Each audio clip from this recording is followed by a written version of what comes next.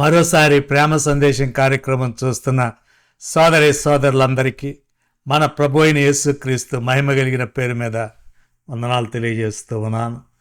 దేవుని కృపయందు మీరు క్షేమంగా ఉన్నారని తలంచుతూ ఉన్నాం. బైబిల్ స్టడీ చేస్తున్న వారు మా వెబ్సైట్ దర్శించండి, www.drpaul.org. మా వెబ్సైట్లో మీరు ఇప్పటి వరకు నేను రాసినటువంటి బైబిల్ కామెంటరీ చదవచ్చు. అదేవిధంగా దాదాపు 390 ఎపిసోడ్లు మీరు చూడవచ్చు. ఈరోజు 30 దేశాల్లో ప్రజలు ప్రేమ సందేశం చూసి దేవుని యొక్క సత్యాలు తెలుసుకుంటూ ఉన్నారంటే అది కేవలము మీ ప్రార్థనల వల్లే సాధ్యపడింది.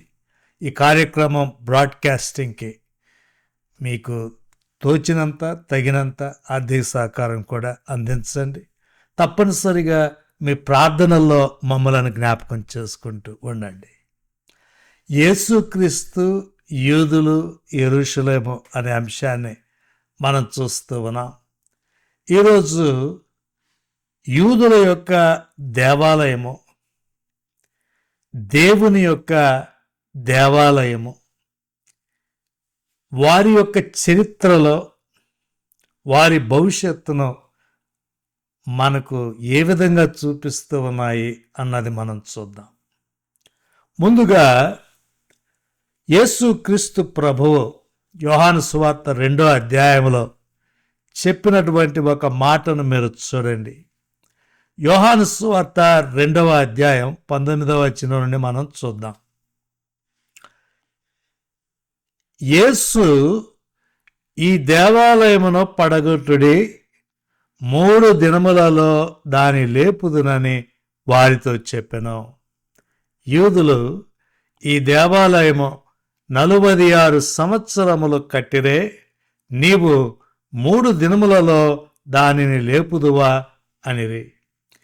యేసు క్రీస్తు ప్రభువు ఇక్కడ ఒక మాట అంటూ ఉన్నాడు, ఈ దేవాలయమును పడగొట్టుడే, 3 దినాల్లో నేను దాన్ని లేపుతానన్నాడు.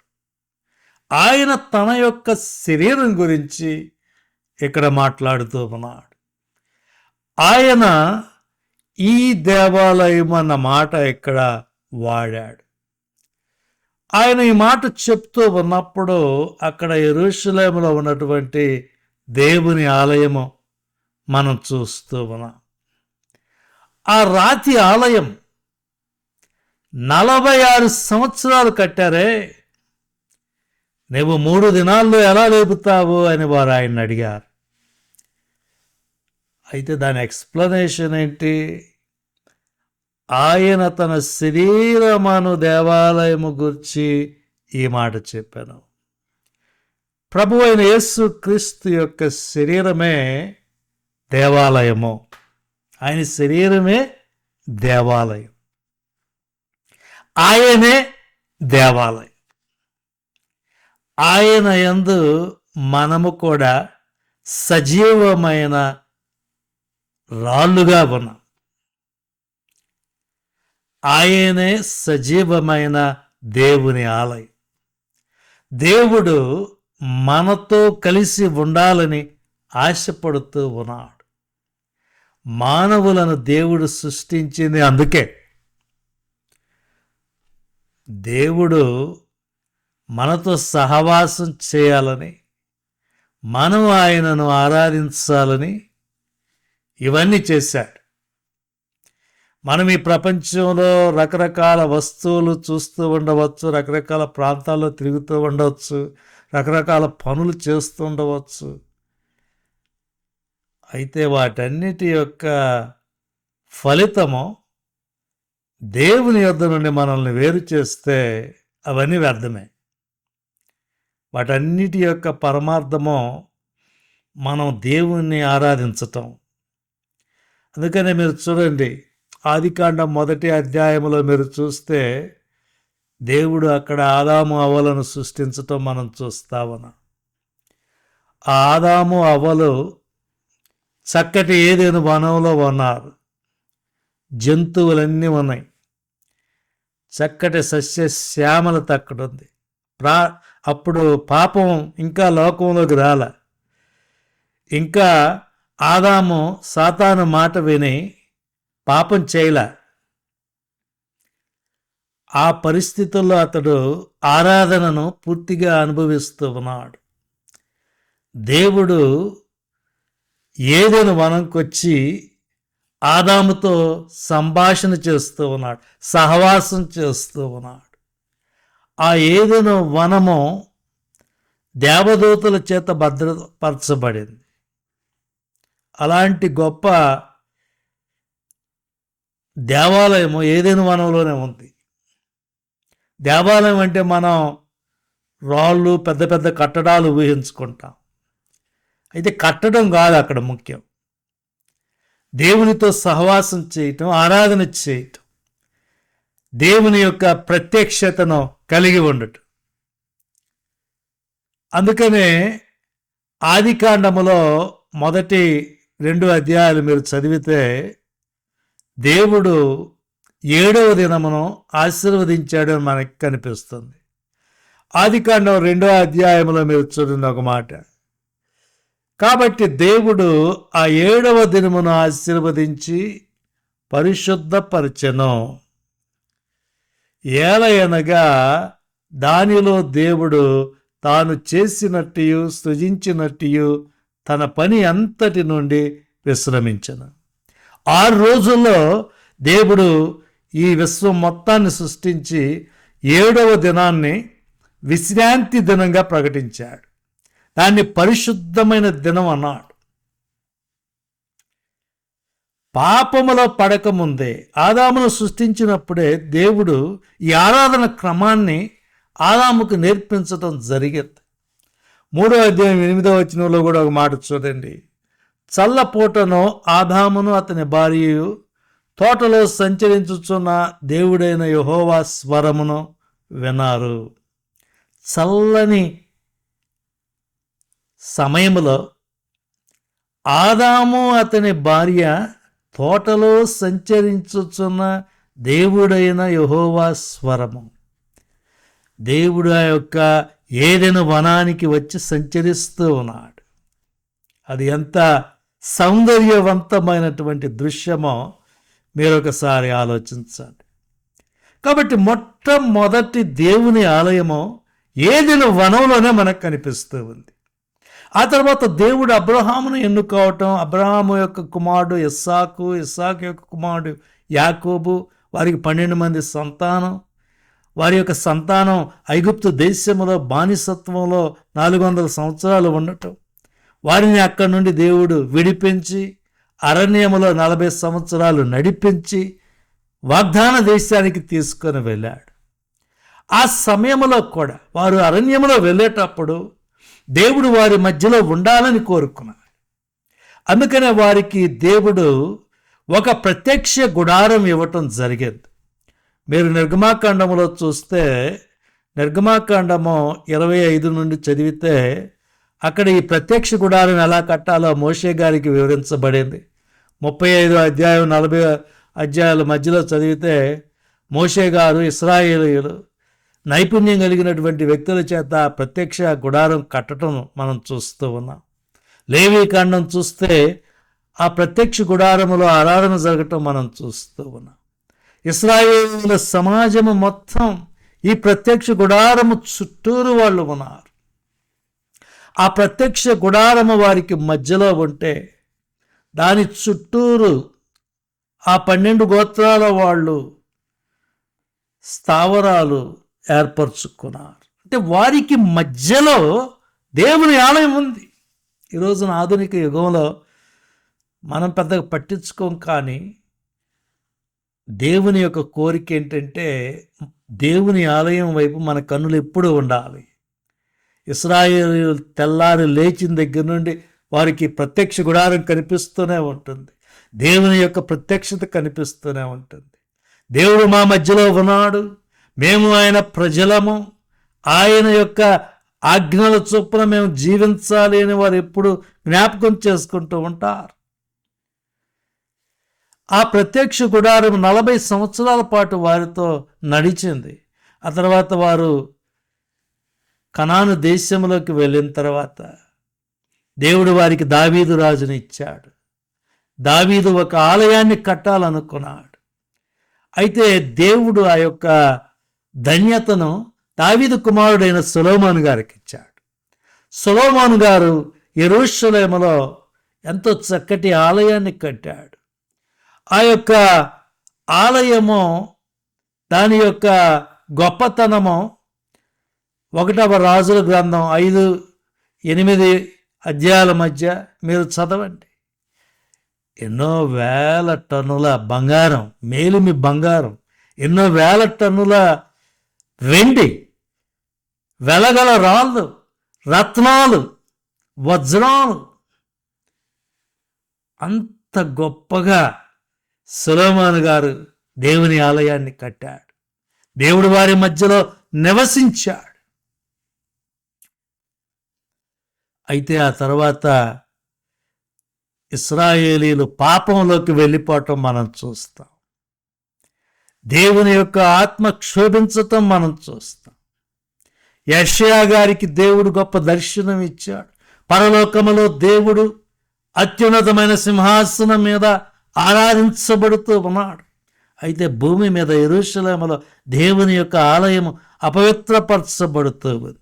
విగ్రహారాధనతో అది నిండిపోయింది, అన్యారాధనతో అది నిండిపోయింది. దేవుడు ఇర్మియా గారిని పంపించి ఈ యొక్క ఆలయమును నేను నాశనం చేయబోతూ ఉన్నాను అని ఇశ్రాయేలీయులకు హెచ్చరికలు చేసిన వారు నమ్మలేదు.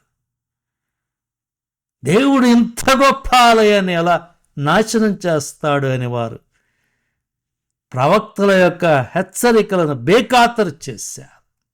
అయితే నెబుకద్నెజరు వచ్చాడు. క్రీస్తు పూర్వం 586 సంవత్సరంలో ఆ గొప్ప ఆలయమును అగ్నికి ఆహుతి చేశాడు. యెరూషలేము నాశనం చేయబడింది. యెరూషలేము ప్రజలందరూ, యూదులందరూ కూడా తమ గుండెలు బాదుకున్నారు. బబులోను సైన్యాలు యూదులను బబులోనుకు చెరగా తీసుకొని వెళ్ళిపోయాయి. మొదటి ఆలయము అది చక్కగా మొదలైనప్పటికీ చాలా దారుణమైనటువంటి స్థితిలో అది అంతరించిపోవటం మనం చూస్తూ ఉన్నాం. అయితే దేవునికి మాత్రం తన ప్రజలతో ఉండాలి అన్నటువంటి కోరిక బలంగా ఉంది. యెహెజ్కేలు బబులోను చెరలోకి తీసుకొని వెళ్ళబడ్డాడు. ఆ యెహెజ్కేలు గారికి దేవుడు దర్శనమిచ్చాడు. యెహెజ్కేలు గ్రంథం 40వ అధ్యాయం నుండి 48వ అధ్యాయాల వరకు మీరు చూడండి. ఈ యెహెజ్కేలు బబులోనులో ఉన్నాడు. ఆ బబులోనులో దేవుని యొక్క దర్శనం ఆయనకి కలిగినప్పుడు ఒక ప్రశస్తమైనటువంటి, మహిమ కలిగినటువంటి, విశాలమైన, సౌందర్యవంతమైనటువంటి దేవుని ఆలయాన్ని ఆయన చూశాడు. ఆ ఆలయము చక్కటి ప్రాకారములు కలిగి ఉంది. అదే విధముగా దేవుని మహిమ ఆ యొక్క ఆలయమును నింపుతూ ఉంది. అది యెరూషలేములో ఉంది. ఈ ఆలయము భవిష్యత్తుకు సంబంధించినటువంటి ఆలయం. అంటే దేవుడు యూదులకు భవిష్యత్తులో ఒక ఆలయము ఇవ్వబోతూ ఉన్నాడు. కాబట్టి దేవుడు యూదులను వదిలేశాడు అనుకోవటం పొరపాటు. దేవుడు ఇంకా వారిని వదిలిపెట్టలేదు. దేవుడు అబ్రహాముకి ఇచ్చినటువంటి వాగ్దానమును ఇంకా నిలబెడుతూనే ఉన్నాడు. యూదులకు ఈ ప్రశస్తమైనటువంటి ఆలయము ఎప్పుడు వస్తుంది? యేసుక్రీస్తు ప్రభువు 1000 ఏళ్ల పాలనలో వారికి ఈ యొక్క ప్రశస్తమైనటువంటి ఆలయము కట్టబడుతుంది. దానికి ముందు వచ్చినటువంటి ఆలయాలన్నీ పాడైపోయినాయి. మీరు 2వ ఆలయాన్ని చూడండి. ఇశ్రాయేలీయులు బబులోను యొక్క చెర 70 సంవత్సరాలు ముగించుకొని తిరిగి వెళ్ళి మరొక ఆలయాన్ని కట్టారు. జకర్యా గ్రంథం చదివినప్పుడు మనం ఆ విషయాలు చూసాం. జకర్యా గ్రంథం 1 నుండి 8 అధ్యాయాలు చూస్తే వారు ఒక ఆలయాన్ని కట్టడం, క్రీస్తు పూర్వం 516లో ఆ యొక్క ఆలయము మరి వారు నిర్మించుకోవటం, దాని యొక్క నిర్మాణం పూర్తి కావటం, వారు ప్రార్థనలతో, ఆరాధనలతో అక్కడ గడపటం మనం చూస్తాం. ఆ యొక్క ఆలయమే హేరోదు కాలంలో హేరోదు ఇంకా గొప్పగా దాన్ని పునర్నిర్మించడం జరిగేది. దాని ప్రాకారాలను ఆయన ఇంకా ఎక్కువగా అభివృద్ధి చేయటం జరిగింది. హేరోదు ఎన్నో వ్యయ ప్రయాసాలకు వచ్చాడు, ఎంతో డబ్బు ఖర్చు పెట్టాడు, దేవుని యొక్క ఆలయమును ఎంతో గొప్పగా కట్టాడు. అయితే దేవునికి దాని మీద కూడా సంతోషం లేదు. ఎందుకంటే రాజైనటువంటి హేరోదులో మారు మనస్సు లేదు, పాప క్షమాపణ లేదు. అతడు నరహత్యలు చేస్తూనే ఉన్నాడు, సమస్తమైన దుర్మార్గాలు చేస్తూనే ఉన్నాడు.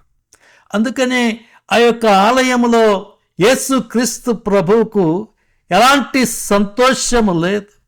దానిని వారు ఒక దొంగల గుహగా మార్చేశారు. యేసుక్రీస్తు ప్రభు యొక్క తల్లిదండ్రులు ఆయన ఒక శిశువుగా ఉన్నప్పుడు ఆయనను ఈ ఆలయంలోకి తీసుకెళ్ళటం జరిగింది. యేసు ప్రభువు అనేక సార్లు ఈ ఆలయంలో బోధలు చేయటం మనం చూస్తాం. మత్తయి సువార్త, మార్కు సువార్త, లూకా సువార్త, యోహాను సువార్త మీరు చూడండి. అదే విధముగా ఆయన ఆ యొక్క ఆలయమును పవిత్రం చేయటం కూడా మనం చూస్తాం. ఇదిగో ఈ యొక్క ఆలయము దేవుని చేత నాశనం చేయబడుతుందని కూడా ఆయన ప్రవచించటం జరిగింది. ఆయన చెప్పినట్లే క్రీస్తు శకం 70వ సంవత్సరంలో ఆ ఆలయము ధ్వంసం చేయబడింది. నిజంగా ఎంత విచారకరమైనటువంటి సంగతి. యేసుక్రీస్తు ప్రభువు మానవ రూపములో ఉన్నటువంటి దేవుడు ఆ యొక్క ఆలయమునకు వెళ్ళాడు. అక్కడ ఉన్నటువంటి ప్రజలకు ఆయన బోధలు చేశాడు. ఆయనను చూసినటువంటి ఆ కన్నులు ఎంత ధన్యమైనవి, ఆయన మాటలు విన్నటువంటి వారి చెవులు ఎంత ధన్యమైనవి. ఆయన యొక్క ఆలయమును చూసినప్పుడు ఆయనకి సంతోషం లేదు. ఇదిగో రాతి మీద రాయి ఉండకుండా ఈ ఆలయము నాశనం చేయబడుతుంది అని ఆయన ప్రవచించాడు. క్రీస్తు శకం 70లో రోమన్ సైనికులు టైటస్ ఆధ్వర్యంలో ఆ యొక్క రెండవ ఆలయాన్ని నాశనం చేయటం జరిగింది. ఇప్పుడు ఉన్నటువంటి దేవుని ఆలయం ఎవరంటే మనమే. ఈరోజున యేసు క్రీస్తు ప్రభువునందు రక్షించబడిన విశ్వాసి సజీవమైన రాయిగా ఉన్నాడు. మీరు చూడండి, 1 కొరింథీయులకు రాసిన పత్రిక 6వ అధ్యాయంలో మీరు చూడండి. అక్కడ ఏమంటున్నాడంటే, జారత్వమునకు దూరముగా పారిపోడి, మనుష్యుడు చేయి ప్రతి పాపమును దేహమునకు వెలుపల ఉన్నది కానీ జారత్వము చేయువాడు తన సొంత శరీరమునకు హానికరముగా పాపము చేయుచున్నాడు. మీ దేహము దేవుని వలన మీకు అప్పగింపబడి మీలో ఉన్న పరిశుద్ధాత్మకు ఆలయమై ఉన్నదని మీరు ఎరుగరా? మీరు మీ సొత్తు కారు, విలువ పెట్టి కొనబడిన వారు కనుక మీ దేహముతో దేవుని మహిమపరచుడి. మీరు ఈ రోజున దేవుని యొక్క ఆలయము. ఈ రోజున విశ్వాసులమైనటువంటి మనమే. యేసుక్రీస్తు ప్రభు మన మధ్యలోకి వస్తూ ఆయన చుట్టూరు మనము చేరినప్పుడు, యేసుక్రీస్తు ప్రభువును ఆరాధించినప్పుడు మనము దేవుని యొక్క ఆలయముగా ఉన్నాం. అయితే యూదులకు యేసుక్రీస్తు ప్రభువు ఇచ్చేటటువంటి, ఇంతకుముందు మనం చూసాం కదా, యెహెజ్కేలు గారు చెప్పినటువంటి అధన్యకరమైనటువంటి ఆలయం ఇంకా ఉంది. అది కట్టక మునపు 7 ఏండ్ల శ్రమలు కూడా వస్తాయి. ఈ 7 ఏండ్ల శ్రమల కాలములో, అంత్యక్రీస్తు కాలములో కూడా యూదులకు ఒక మందిరం ఉంటుంది. నీకెలా తెలుసాయా అంటే, దానియేలు గ్రంథంలో చూడండి. దానియేలు గ్రంథం 9వ అధ్యాయంలో మీరు చూస్తే అక్కడ పరిశుద్ధ ఆలయమును నాశనము చేయబట్టం మనం చూస్తూ ఉన్నాం. యేసుక్రీస్తు ప్రభు కూడా మత్తయి సువార్త 24లో ఏమన్నాడంటే, కాబట్టి ప్రవక్త అయిన దానియేలు ద్వారా చెప్పబడిన నాశనకరమైన హేయ వస్తువు పరిశుద్ధ స్థలమందు నిలుచుట మీరు చూడగానే చదువువాడు గ్రహించుగాక అని ఆయన అంటా ఉన్నాడు. ప్రవక్త అయిన దానియేలు ద్వారా చెప్పబడిన నాశనకరమైన హే వస్తువు పరిశుద్ధ స్థలమందు నిలబెట్టబడుతుంది. మత్తయి సువార్త 24లో ఆయన ప్రవచనం చేయటం జరిగింది. 2వ దశలోనికి రాసిన పత్రిక 2వ అధ్యాయంలో అపోస్తలుడైన పౌలు గారు కూడా ఏమని రాశాడంటే, ఏది దేవుడు అనబడునో ఏది పూజింపబడునో దానినంతటిని ఎదిరించవచ్చు, దానికి అంతటి పైగా వాడు తను తానే హెచ్చించుకొనొచ్చు, తాను దేవుడునని తను కనపరుచుకొనొచ్చు, దేవుని ఆలయంలో కూర్చుండును గనుక ఏ విధముగానైనాను ఎవడనో మిమ్మల్ని మోసపరచనీయకుడే. ఇక్కడ మనకి స్పష్టంగా కనిపిస్తూ ఉంది, క్రీస్తు విరోధి తనను తాను దేవుని ఆలయంలో కూర్చుండబెట్టుకుంటాడు. ప్రకటన 11లో కూడా మీరు చూడండి, ఇదే ఆలయం అక్కడ మనకు కనిపిస్తుంది. ఈ ఆలయంలోకి అంత్యక్రీస్తు వెళ్తాడు, క్రీస్తు విరోధి వెళ్తాడు. అతడు సాతాను మనిషి కాబట్టి అక్కడికి వెళ్ళంగానే దేవుని ఆలయము అపవిత్రం చేయబడుతుంది, ఆలయం కూడా కూల్చివేయబడుతుంది. అయితే దేవునికి స్తోత్రం, దేవుడు యేసుక్రీస్తు ప్రభువు 1000 పాలనలో యేసుకేలు చూసినటువంటి ఆ ధన్యకరమైనటువంటి గొప్ప ఆలయమును వారికి ఇవ్వబోతూ ఉన్నాడు. ఆ ఆలయములో ఆయనే వారికి దేవుడుగా, ప్రభువుగా, రాజుగా, విమోచకుడుగా, రక్షకుడుగా ఉండబోతూ ఉన్నాడు. యెరూషలేములో నుండి వారికి ప్రభువుగా, ప్రధాన యాజకుడుగా, రాజుగా ఆయన ఉండబోతూ ఉన్నాడు. నిజముగా ఎంత గొప్ప ధన్యతను వారు కలిగి ఉన్నారో మీరు చూడండి. బైబిల్ చివరికి మీరు వెళ్తే ప్రకటన గ్రంథం 21వ అధ్యాయంలో చూస్తే అక్కడేమని ఉంటుందంటే, దానిలో ఏ దేవాలయమునో నాకు కనబడలేదు. అది ఆసక్తికరమైనటువంటి విషయం. మనమందరము పరలోకములో నిత్యత్వంలోకి వెళ్ళినప్పుడు ఇంకా ఏ దేవాలయం ఉండదు, అక్కడ ఏ దేవాలయం లేదు. ఎందుకని? సర్వాధికారి అయిన దేవుడగు ప్రభువును గొర్రెపిల్లయు దానికి దేవాలయమై ఉన్నారు. అక్కడ ఇక దేవాలయం లేదు, పరలోకంలో ఇక దేవాలయం ఉండదు. ఎందుకంటే సర్వాధికారి అయిన దేవుడగు ప్రభువును గొర్రెపిల్లయు దానికి దేవాలయమై ఉన్నారు. సర్వాధికారి అయిన దేవుడు యేసు క్రీస్తు ప్రభువు వారే దేవాలయం. ఇక్కడ ఇద్దరు దేవుళ్ళని కాదు, దేవుడిలో తండ్రి, కుమారుడు, పరిశుద్ధాత్ముడైన 3 వ్యక్తులు ఉన్నారు. వారే మన దేవాలయం. ఆ త్రియేక దేవుడే మనకు దేవాలయంగా ఉన్నాడు. అందుకనే పరలోకంలో మనం నిత్యత్వంలోకి వెళ్ళిన తర్వాత మనకు ఒక ప్రత్యేకమైనటువంటి దేవాలయం అంటూ ఉండదు. యేసు క్రీస్తు ప్రభువే మనకు దేవాలయముగా ఉండబోతూ ఉన్నాడు. దానికంటే ముందు ఈ ప్రపంచ చరిత్ర ముందుకు వెళ్ళేటప్పుడు భవిష్యత్తులో క్రైస్తవ సంఘం ఎత్తబడబోతూ ఉంది. 7 ఏళ్ల శ్రమలు రాబోతూ ఉన్నాయి. వారు ఒక ఆలయాన్ని కట్టుకుంటారు, క్రీస్తు విరోధాన్ని అపవిత్రం చేస్తాడు. ఆ శ్రమల తర్వాత యేసు క్రీస్తు ప్రభు తిరిగి వచ్చి 1000 పాలన స్థాపించబోతూ ఉన్నాడు. ఆ సమయంలో యూదులకు గొప్ప పాలన రాబోతూ ఉంది. కాబట్టి మీ ప్రశ్నకు సమాధానం అక్కడ దొరుకుతా ఉంది. యూదులకు భవిష్యత్తు ఉందా? ఇశ్రాయేలు దేశానికి భవిష్యత్తు ఉందా? ఉంది. యేసు క్రీస్తు ప్రభు ద్వారా వారికి ఆశీర్వాదకరమైనటువంటి భవిష్యత్తు ఉంది. ఆ గొప్ప సత్యాలు మీరు తెలుసుకోవాలన్నదే నేటి మా ప్రేమ సందేశం. ప్రేమైన యేసు క్రీస్తు ప్రభు, మరొకసారి మీ యొక్క వాక్యములో నుండి మాతో మాట్లాడినందుకై మీకు వందనములు, స్తుతులు చెల్లిస్తూ ఉన్నాం. ఇదిగో మీరే మాకు దేవాలయముగా ఉన్నందుకై మీకు వందనాలు, స్తుతులు చెల్లిస్తూ ఉన్నాం. యూదులకు కూడా వారి అవిధేయత వల్ల వారు కట్టుకున్నటువంటి ఆ గొప్ప ఆలయాలు ధ్వంసము చేయబడినప్పటికీ మీరే స్వయముగా వారికి ఒక మంచి ఆలయం కట్టించి ఇవ్వాలని పూనుకున్నందుకై, ఆ గొప్ప దర్శనమును ప్రవక్త అయినటువంటి యెహెజ్కేలుకు ఇచ్చినందుకై మీకు వందనములు స్తుతులు చెల్లిస్తూ ఉన్నా. ఎవరైతే మారు మనసు పొందని స్థితిలో ఉన్నారో వారు మారు మనసు పొందటానికి సహాయం చేయండి. ఈ ప్రార్థన మా ప్రభువును రక్షకుడైన యేసు క్రీస్తు వారి ఘనమైన నామములో ప్రార్థించి అడిగి వేడుకొంచున్నాము తండ్రి, ఆమేన్. తిరిగి వచ్చేవారం మరోసారి కలుద్దాం. అందరికీ వందనాలు.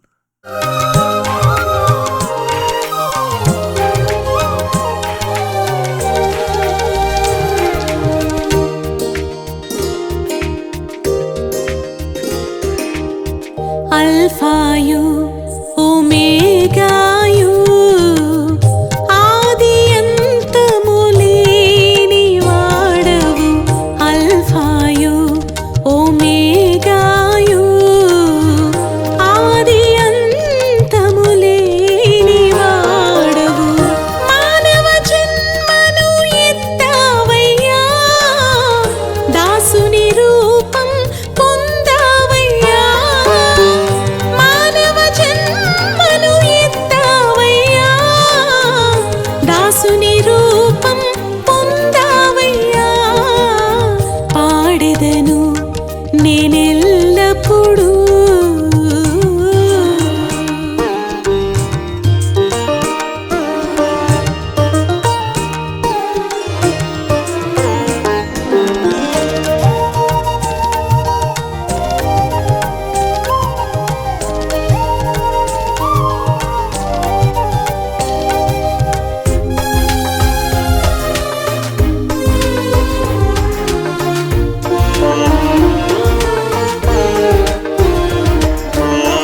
మార్గము సత్యము జీవముగా పరమ వెలుగై వచ్చావయ్యా.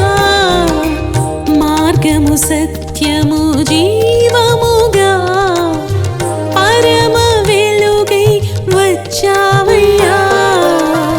లోక పాపము మోసావయ్యా, ప్రేమను నాకు చూపావయ్యా.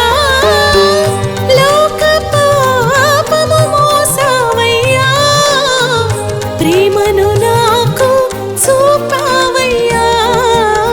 పాడెదను నేనెల్లప్పుడూ నీ మహిమ గురించి ప్రభువా, ఎల్లప్పుడూ ఘనత మహిమ నీకేనయ్యా. యుగ యుగములు నేను కీర్తించేదన్. ఘనత మహిమ నీకేనయ్యా, యుగ యుగములు నేను కీర్తించేదన్. పాడెదను నేనెల్లప్పుడూ